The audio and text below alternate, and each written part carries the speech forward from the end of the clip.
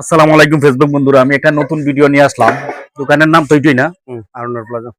আমার লেহাপড়া নাই দেখে আমি সাইনবোর্ডটা আগে দিলাম। সুন্দর যে হারো ভাই, দেখেন দোকানের স্টাফ ফেসবুকে পাড়ি দিয়া দোকানের মান সম্মান, মানে আমার মান সম্মান কি আর আছে আর কি যাইবই।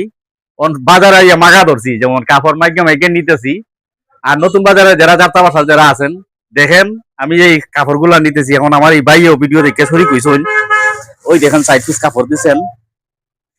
এটা কিতা কয় 100 না কিতা, যাই হোক 100 এখানে মনে হয় শীতের কাপড়।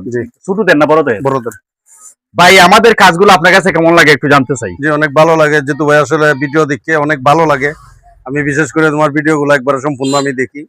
এগুলা যে মানবিক কাজে আসলে আমরা তো এগিয়ে আসতে পারি না সময়ের কারণে, কিন্তু আপনি যেগুলো আসেন কিন্তু আমরা অনেক ভালো লাগে।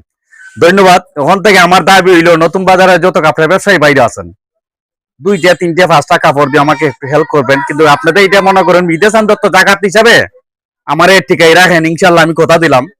এই মানবিক কাজের যে ভিডিও গুলা ভিউ উঠবে, এই ভিউর পয়সা আমি খাবো না।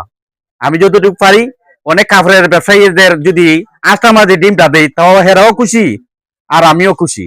অসহায় মানুষের অনেক খেল হবে।